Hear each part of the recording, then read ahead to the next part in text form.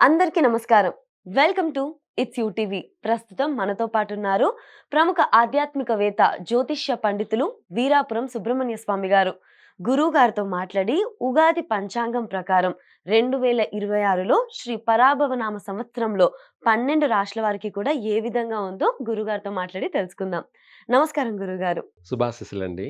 గురుగారు 2026 ఉగాది పంచాంగం ప్రకారం శ్రీ పరాభవనామ సంవత్సరంలో వృషభ రాశి వారికి ఏ విధంగా ఉండబోతుంది? హ్మ్. చాలా మంచి విషయం అడిగారు. ఈ యొక్క 2026 శ్రీ పరాభవనామ సంవత్సరం అనగా మన హిందూ సంప్రదాయ ప్రకారంగా శ్రీ శాలివాహన శకం, హ్మ్. శ్రీ పరాభవనామ సంవత్సరం. ఈ యొక్క ఉగాది నుంచి 2026 ఉగాది నుండి కూడా వృషభ రాశి వాళ్ళకి కొన్ని విషయాలలో అభివృద్ధి పరంగా బాగుంది. కొన్ని విషయాలలోకొచ్చేటప్పటికి ఆటంకాలు ఎదురయ్యే అవకాశం కూడా అధికంగా ఉన్నాయి. ఏమిటి అంటే, ఈ వృషభ రాశి వారికి ఆహ్, రెండో ఇంట గురువు యొక్క సంచార ప్రభావం. తర్వాత మళ్ళీ మూడో స్థానంలోకి మారుతూ ఉన్నాడు. ఈ గురువు యొక్క ప్రభావము, తర్వాత నాలుగో ఇంట కేతువు, శని ప్రభావం కూడా కొన్ని కొన్ని ఆటంకాలను కలగచేస్తూ ఉంది. అయితే ఆర్థికపరమైనటువంటి విషయాలలో ప్రస్తుతం బాగానే ఉంది. ప్రస్తుతం బాగానే ఉంది. బాగానే ఉంది. బాగుండడం కూడా ఏంటి అంటే చదువుకుంటున్న విద్యార్థులకి పాసవుతారు. వృషభ రాశిలో పుట్టినటువంటి వాళ్ళందరూ కూడా.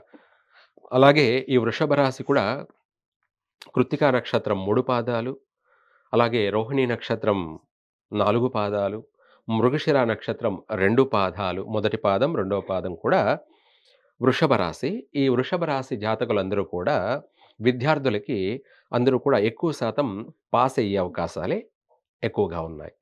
చక్కగా పాస్ అయ్యి ఉన్నత చదువులకి, ఆ ఉన్నత చదువులు కూడా ఈ వృషభ రాశి వాళ్ళకి కొంతమందికి విదేశాలకు వెళ్లి కూడా చదువుకునే అవకాశాలు ఉన్నాయి. అలాగే దీంతో పాటు ఉద్యోగ అవకాశాలు కూడా బాగున్నాయి. ఇప్పుడు ప్రయత్నం చేసుకున్నట్టయితే విదేశాలకు వెళ్ళాలని వెంటనే నెరవేరే అవకాశం కూడా ఉంది. ఎవరికి? వృషభ వృషభ రాశి రాశి వాళ్ళకి. వారికి. వాళ్ళకు వీసా తొందరగా పుట్టడం కానీ, అంతే టైం అంతే. ఇప్పుడు అందరికీ ఎవరికో రాలేదని చెప్పేసి, మనకు రాదు అని అనుకోకూడదు.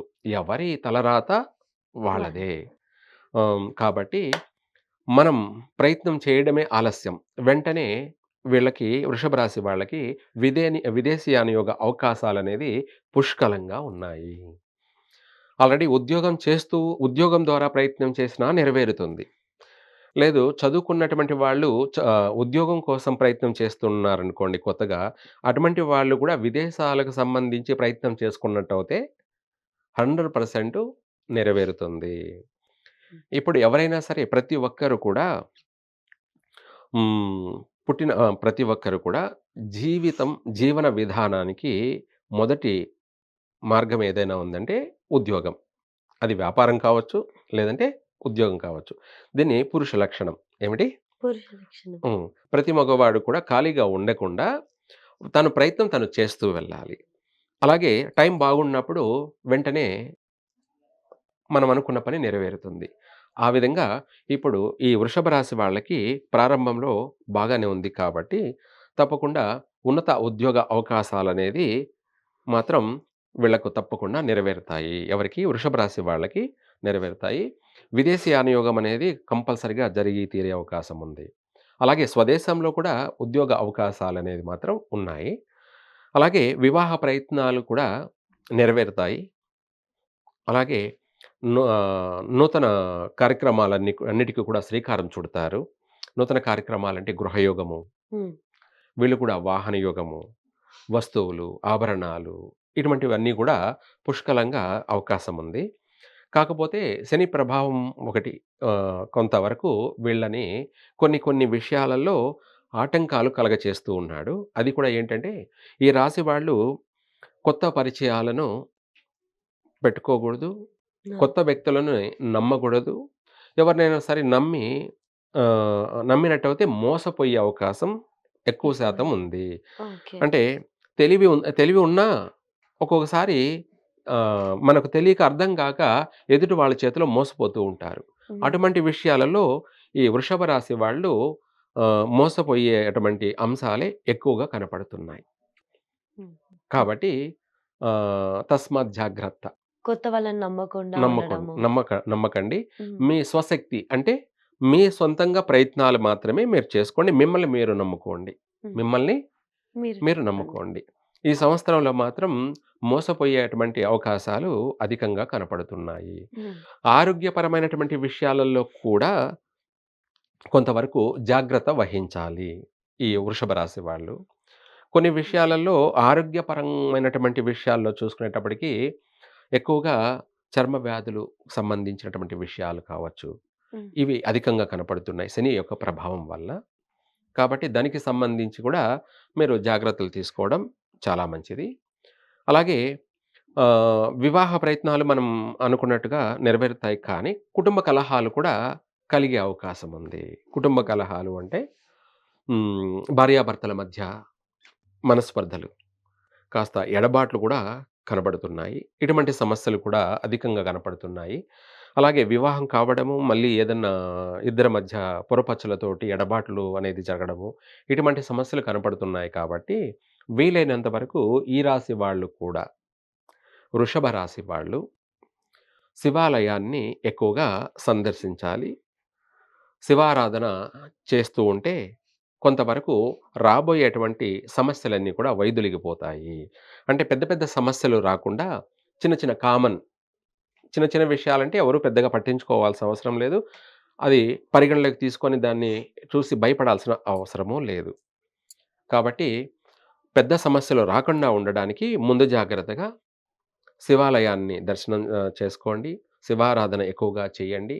ఇంకా కూడా చెప్పాలంటే ఈ రాశి వాళ్ళు బియ్యం కానీ, లేదా చక్కెర కానీ, లేదా ఇంకా వేరే అయినా ఇతరత్ర ఏవైనా సరే నల్ల చీమలకి దానం చేయాలి. శనివారం, శనివారం రోజు నల్ల చీమలకు దానం చేయడం వల్ల వీళ్ళకు ఏదైనా సరే కర్మలన్నీ కూడా వైదొలిగిపోతాయి. నెగెటివ్ అనేది పోతుంది. పాజిటివ్ ఏర్పడుతుంది. దానివల్ల అధిక శుభాలు కలిగే అవకాశం ఉంది. హుహు. సంతాన విషయంలోను, ఆరోగ్య విషయంలోను, అలాగే మనం అనుకున్న ప్రతి పనిని సక్సెస్ కావడానికి ఈ విధంగా శనివారం, శనివారం నల్ల చీమలకి దానం చేయడంతోటి పూర్తిగా వీళ్ళకు అనేక విధాలు కూడా అనేక రంగాల వారికి కూడా కలిసి వస్తుంది. ఓకే. ఓకే. కాపోతే మళ్ళీ ఈ యొక్క శని ప్రభావం వల్ల వాహన ప్రమాదాలు జరిగే అవకాశం ఉంది. హ్మ్. కాబట్టి నష్టపోకుండా జాగ్రత్తగా ముందు జాగ్రత్త. అంటే జరిగిన తర్వాత చెప్పడం ఏమిటి అనేవాళ్ళు ఉంటారు. జరగక ముందే మనం చెప్తే ఏదైనా జాగ్రత్త పడతాం కదా! అనుకునేవాళ్ళు ఉంటారు. అందుకనేసే ముందుగా జాగ్రత్తగా ఉండండి. ఎక్కువగా వాహన ప్రమాదాలు కావచ్చు, అధికంగా జరిగే అవకాశం కనపడుతుంది. ఎందుకు అంటే ఇది ఈ యొక్క శని యొక్క సంచార ప్రభావం వల్ల అధికమైనటువంటి వాహన ప్రమాదాలు, అగ్ని ప్రమాదాలు ఆహ్, లేదా ఇవే గాకుండా ఇంక భూకంపాలు ఇటువంటి సమస్యలనేటివి అధికంగా ఉన్నాయి. ఇటు అపసవ్యకాల సర్పదోష ప్రభావము, అలాగే గ్రహాల యొక్క స్థాన ప్రభావాలు కుంభరాశిలో కుజుడు, అలాగే తర్వాత రాహువు ఈళ్ళందరూ కూడా ఉండడం వల్ల ఆటంకాలు అధికంగా కనపడుతున్నాయి. అధికంగా కనబడుతుంది. కనబడుతున్నాయి. వాహన ప్రమాదాలు, నష్టాలు. అయితే ప్రారంభంలో వాహనాలు కొనేవాళ్ళు కొనొచ్చు కానీ, ఆ తర్వాత కొనకపోవడం చాలా మంచిది. ఏది ఏమైనా సరే మీకు అందుబాటులో దగ్గరగా ఉన్నటువంటి ఎవరైనా పండితుల్ని, అనుభవం ఉన్నటువంటి పండితుల్ని సంప్రదించి వాహనం తీసుకునేటప్పుడు తగిన జాగ్రత్తగా పాటించి తీసుకోవాలి. ఎందుకంటే వాహనం అనేది మనకు కలిసి రావాలి కానీ నష్టాలు కలగకూడదు. అందులోనూ ఈ వృషభ రాశి వాళ్ళంతా కూడా శనివారం రోజు అసలు వాహనాలే కొనకూడదు. ఓకే. ఓకే. శనివారం రోజు అస్సలు కొనకూడదు. కొనకూడదు. శనివారం రోజు వాహనాలు ప్రారంభం కూడా చేయకూడదు. ఓకే గురుగారు. ఎవరైనా సరే వృషభ రాశి వాళ్ళందరూ కూడా. హ్మ్. అందువల్ల ఏది ఏమైనా సరే మీరు జాగ్రత్తగా ఉండడమే మేలు. ఆ! మా యొక్క కోరిక. హ్మ్. అందరూ జాగ్రత్తగా ఉండడానికి మా ప్రయత్నం మేము చేస్తూ ఉండాలి. అందరూ బాగుంటే మేము బాగున్నట్టే కాబట్టి. అందుకనేసి వృషభ రాశి వాళ్ళు స్వగృహ ప్రాప్తి కలుగుతుంది. వాహన ప్రాప్తి కూడా ఉంది. కాకపోతే వాహన ప్రమాదాలు కూడా అట్లాగే అధికంగా ఉన్నాయి కాబట్టి, దానికి సంబంధించి ఇందాక మనము శివారాధన, హ్మ్. ఆయన మృత్యుంజయుడనమాట. దానికి సంబంధించినటువంటి మంత్రం పఠించడము, లేదంటే ప్రతిరోజు శివాలయాన్ని దర్శించడము, లేదు ఇంకా కూడా చెప్పాలి అంటే వీళ్ళు హ్మ్, కర్కోటకుడి అంటే మనం ఇందాక చెప్పుకుంటున్నాం అపసవ్య కాల సర్పదోష ప్రభావం వల్ల ప్రమాదాలు, నష్టాలు ఇటువంటివి ఉన్నాయి కాబట్టి, ఆరోగ్య సమస్యలు ఇవన్నీ కూడా ఉన్నాయి కాబట్టి, వాటి నుంచి మనము బయటపడడానికి వాళ్ళే స్వయంగా మంత్రం గూడా పఠించుకోవచ్చు. ఆ మంత్రం ఏమిట్రా అంటే, ఓం కర్కోటకాయ విద్మహే మమ ఐశ్వర్యప్రదాయ ధీమహి తన్నో సర్వ విషదృష్టి ప్రచోదయాత్ స్వాహ. ఈ మంత్రాన్ని పఠించినట్టయితే శత్రు వినాశనము అంటే చెడు 10,000 చెడులున్నా గ్రహ దోషాలు కావచ్చు, నరదృష్టి కావచ్చు, లేదా ఎటువంటి దృష్టి దోషాలున్నా గూడా వాటన్నిటిని కూడా పటాపంచలు చేస్తూ నాకు ఐశ్వర్యాన్ని ప్రసాదించమని ఈ మంత్రార్థం. మనిషికి కావాల్సిందేమిటి? ముందు మొదటిగా ఆర్థికం, అలాగే ఆరోగ్యము, అలాగే ఆయుష్.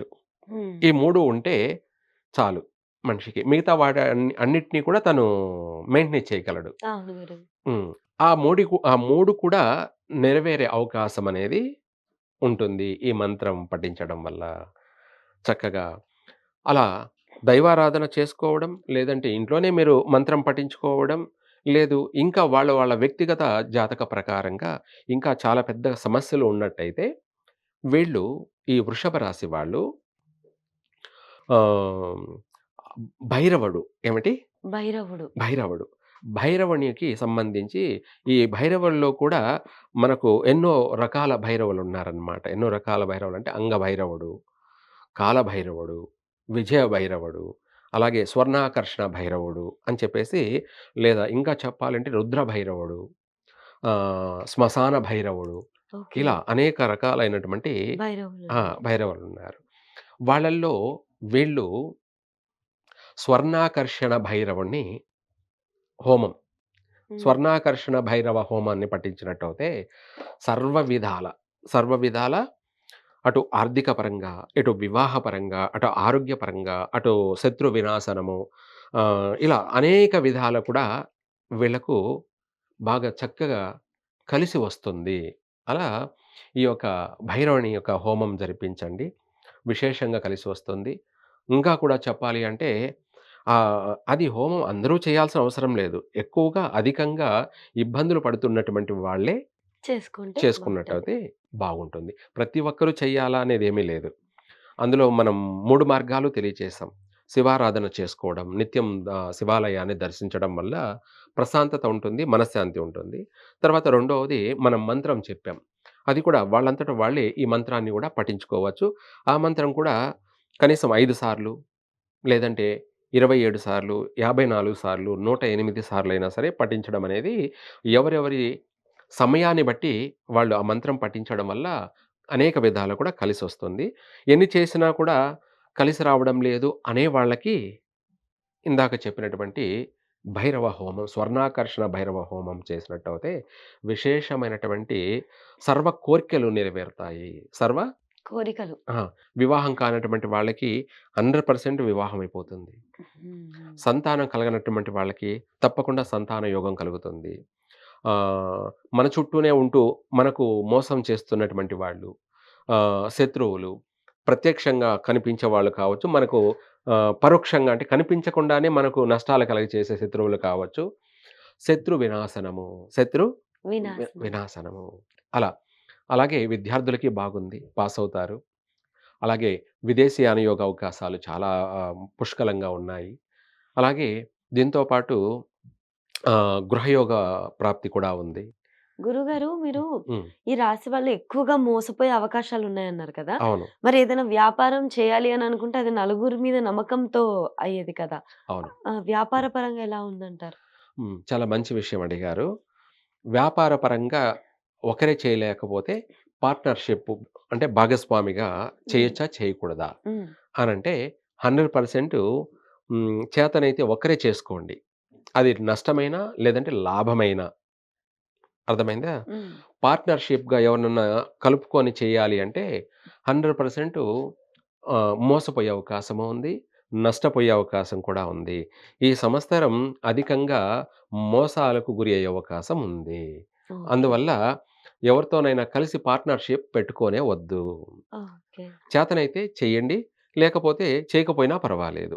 అంటే మనం ఇంకా ఏదైనా జాబ్ జూసుకోవడం బెటరు. జాబ్ జూసుకోవడం బెటర్. బెటరు.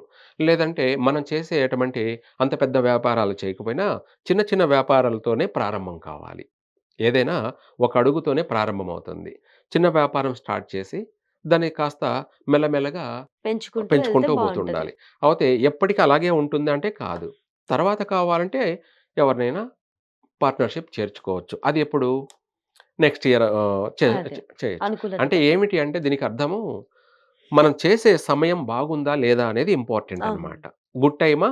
బ్యాడ్ టైమా? బ్యాడ్ టైమా? దానికి అనుకూలంగా మనం ప్లాన్ చేసుకుంటే బావుంటది. బాగుంటుంది. గురుగారు వీళ్ళకి ఆదాయం, వ్యయం ఇవే విధంగా ఉన్నాయి? ఆ! మెయిన్ విషయాలదే. హ్మ్. ముందుగా చెప్పాలంటే. అలాగే వృషభ రాశి వాళ్ళకి ఆదాయం చూసుకుంటే 5, అలాగే వ్యయం చూసుకుంటే 14 అమ్మా! వృషభ రాశి వాళ్ళకి. హ్మ్. అందుకే ఒడిదుడుకులు ఎక్కువగా ఉన్నాయని చెప్పడం. ఓకే. అయితే ఆదాయము తక్కువుంది. వ్యయమనేది అధికంగా ఉంది. అవును. అంటే 14 ఖర్చు. 5లో 14 తీసేస్తే రూ. 9 లాస్‌లో ఉంది. నష్టాల్లో ఉన్నారు. హ్మ్. అందువల్ల వీళ్ళు ఎక్కువ శాతం వీలైనంత వరకు ఇందాక అదే చెప్పింది. ఒకరిని నమ్మొద్దు, మోసపోతారు. ఏదైనా సరే మంచైనా, చెడైనా మీ సొంతంగా మీరే చేసుకుంటే చాలా చేసుకోండి. మంచిది. అలాగే ఆర్థికపరమైనటువంటి విషయాలలో ఆటంకాలు అధికంగా ఉన్నాయి కాబట్టి, ఇందాక మనం ఈ మంత్రం అదే చెప్పింది. ఏమిటి? ఐశ్వర్య మంత్రం. అవును. ఆర్థిక పరంగా అధిక నష్టాల్లో ఉన్నారు కాబట్టి, వీళ్ళకు అనంతమైన ఐశ్వర్యం కావాలి. అంటే ఎవరు ఏ రూపంలో, ఏ వృత్తి రూపంలో చేస్తూ ఉన్నా దాని నుంచి లాభం అనేది రావాలి కాబట్టి, లాభాల బాటలో కొనసాగాలి కాబట్టి, అందుకనేసి ఈ యొక్క ఆర్థిక మంత్రం అనేది హ్మ్. మనం తెలియచేసాం. అలాగే నష్టాలు అధికంగా ఉన్నాయి కాబట్టి, ఆ నష్టాల పాలు కాకుండా దాని నుంచి బయటపడడానికి ఈ మంత్రం ఎంతో ఉపయోగపడుతుంది. తరువాత అలాగే రాజ్యపూజ్యము, అవమానము. ఇక్కడ చూసుకుంటే రాజ్యపూజ్యము విషయానికొచ్చేటప్పటికి గౌరవం 5, అవమానం 4. ఓకే. హ్మ్. ఇక్కడ ఆహ్, గౌరవార్థం 1 ఎక్కువగా ఉంది. హ్మ్. 5 మంది గౌరవించే వాళ్ళుంటే, నలుగురు అవమానించే వాళ్ళున్నారు. అయితే 5 మందిలో నలుగురిని తీసేస్తే ఒకరు మనల్ని అధికంగా ఇష్టపడేవాళ్ళు, ఉన్నారు. మనమల్ని అభిమానించేవాళ్ళు, గౌరవించేవాళ్ళు, ప్రేమించేవాళ్ళు ఉన్నారు అని అర్థం. కాబట్టి అది చాలు. మనసుకి సంతృప్తినిస్తుంది. ఇక్కడ గౌరవ మర్యాదలకేమి లోటు లేదు. గౌరవ మర్యాదలకి ఎటువంటి లోటు లోటు లేదు. లేదు. ఆర్థిక పరమైనటువంటి విషయాల్లో మాత్రమే మనము తగిన జాగ్రత్తగా ఆహ్, హ్మ్, ప మనం ఆచరిస్తూ ఏది చెయ్యాలో, ఏది చేయకూడదో తెలివిగా వ్యవహరించినట్టవుతే, దానికి తోడు ఇందాక మనం చెప్పిన మంత్రం గూడా పాటించుకుంటూ కొనసాగితే వీళ్ళకు విశేషంగా కలిసి వస్తుంది. ఖచ్చితంగా గురుగారు. ధన్యవాదాలు. సర్వే జన సుఖినో భవంతు.